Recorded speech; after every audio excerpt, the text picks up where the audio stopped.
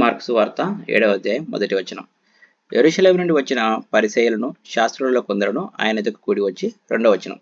ఆయన శిష్యులలో కొందరు అపవిత్రమైన చేతులతో అనగా కడగని చేతులతో భోజనం చేయుట చూచిరి. 3వ వచనం. పరిసయ్యులను యూదులందరూ పెద్దల పారంపర్యాచారమును బట్టి చేతులు కడుగుకుంటేనే గాని భోజనం చేయరు. 4వ వచనం. మరియు వారు సంత నుండి వచ్చినప్పుడు నీళ్లు చల్లుకుంటేనే గాని భోజనం చేయరు. ఇదియుగాక గిన్నెలను కుండలను ఇత్తడి పాత్రలను నీళ్లలో కడుగుట మొదలు అనేక ఆచారములను వారు అనుసరించేవారు. 5వ వచనం. అప్పుడు పరిసయ్యులను శాస్త్రులను, నీ శిష్యులు ఎందుకు పెద్దల పారంపర్యాచారం చొప్పున నడుచుకొనక అపవిత్రమైన చేతులతో భోజనం చేయుదురని ఆయనను అడిగిరి. 6వ వచనం. అందుకు ఆయన వారితో ఇలాగ చెప్పాను, ఈ ప్రజల పెదవులతో నన్ను గణపరచుదురు గాని వారి హృదయం నాకు దూరంగానున్నది. 7వ వచనం. వారు మానవులు కల్పించిన పద్ధతులు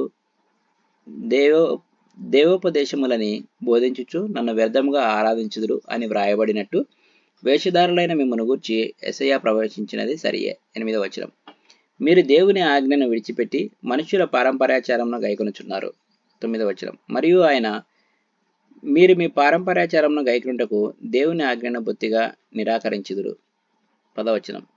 నీ తల్లిదండ్రులను గణపరచవలననియు తండ్రినైనను తల్లినైనను దూషించు వానికి మరణశిక్ష విధింపవలనని మోషే చెప్పను కదా.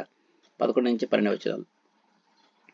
అయినను మీరు ఒకడు తన తండ్రినైనను తల్లినైనను చూచి నా వలన నీకు ప్రయోజనమగునది ఏదో అది కొర్బాను అనగా దేవతార్పితమైన చెప్పిన ఎడల తన తండ్రికైనను తల్లికైనను వారిని ఏమీ చేయనీయక. 13వ వచనం.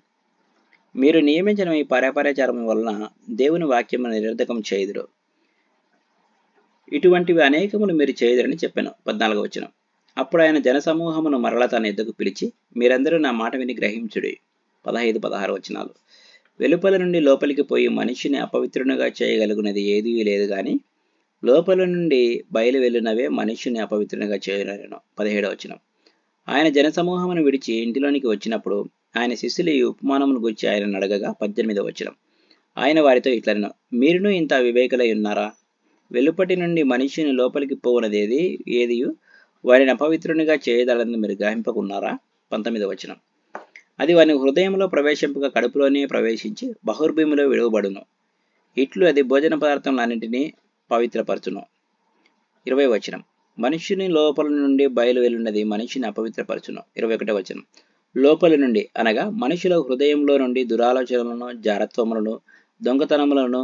22వ వచనం. నరహత్యలను, వ్యభిచారములను, లోభములను, చెడుతనములను, కృత్రిమమును, కామ వికారమును, మత్సరమును, దేవదూషణయు, అహంభావను, అవివేకమును వచ్చును. 23వ వచనం. ఈ చెడ్డవనియు లోపల నుండే బయలు వెళ్ళి మనిషిని అపవిత్రపరచునని ఆయన చెప్పాను. 24వ వచనం. ఆయన అక్కడి నుండి లేచి తూరు సీదోనుల ప్రాంతములకు వెళ్ళి ఒక ఇంట ప్రవేశించి ఆ సంగతి ఎవనికి తెలియకుండా వలనని కోరెను గాని ఆయన మరుగై ఉండలేకపోయాను. 25వ వచనం. అపవిత్రాత్మ పట్టిన చిన్న కుమార్తె గల ఒక స్త్రీ ఆయనను గూర్చి విని వెంటనే వచ్చి ఆయన పాదముల మీద పడెను. 26వ వచనం. ఆ స్త్రీ సిరోఫెనీకయ వంశమందు పుట్టిన గ్రీసు దేశస్థురాలు. ఆమె తన కుమార్తెల నుండి ఆ దయ్యమును వెళ్ళగొట్టుమని ఆయనను వేడుకొనెను. 27వ వచనం. ఆయన ఆమెను చూచి, పిల్లలు మొదట తృప్తి పొందవలను, పిల్లల రొట్టె తీసుకుని కుక్క పిల్లలకు వేయుట యుక్తము కాదనెను. 28వ వచనం. అందుకు ఆమె, నిజమే ప్రభువా, అయితే కుక్క పిల్లలు కూడా బల్ల క్రింద ఉండి పిల్లలు పడబోయి రొట్టె ముక్కలు తినను గదా అని ఆయనతో చెప్పాను. 29వ వచనం. అందుకు ఆయన, ఈ మాట చెప్పినందున వెళ్ళుము, దయ్యము నీ కుమార్తెను వదిలిపోయేదని ఆమెతో చెప్పాను. 30వ వచనం. ఆమె ఇంటికి వచ్చి తన కుమార్తె మంచం మీద పండుకొని ఉండుటయు దయ్యము వదిలిపోయి ఉండుటయు చూచెను. 31వ వచనం. ఆయన మరలా తూరు ప్రాంతములు విడిచి సీదోను ద్వారా దెకపొలి ప్రాంతముల మీదుగా గలిలయ సముద్రం వద్దకు వచ్చెను. 32వ వచనం. అప్పుడు వారు చెవుడు గల నత్తివాని ఒకని ఆయన యుద్ధకు తోడుకొని వచ్చి వాని మీద చెయ్యి ఉంచుమని ఆయనను వేడుకొనిరి. 33వ వచనం. సమూహముల నుండి ఆయన వారిని ఏకాంతమునకు తోడుకొని పోయి వాని చెవులలో తన వ్రేలు పెట్టి ఉమ్మివేసి వాని నాలుక ముట్టి. 34వ వచనం. ఆకాశము వైపు కన్నులెత్తి నిట్టూర్పు విడిచి ఎఫ్ఫతా అని వానితో చెప్పాను. ఆ మాటకు తెరవబడుమని అర్థము. 35వ వచనం. అంతటా వాని చెవులు తెరవబడెను, వాని నాలుక నరము సడలి వాడు తేటగా మాటలాడుచుండెను. 36వ వచనం. అప్పుడు ఆయన ఇది ఎవరితోనూ చెప్పవదని వారికి ఆజ్ఞాపించెను. అయితే ఆయన చెప్పవద్దని వారికి ఆజ్ఞాపించిన కొలది వారు మరి ఎక్కువగా దాన్ని ప్రసిద్ధి చేయుచు. 37వ వచనం.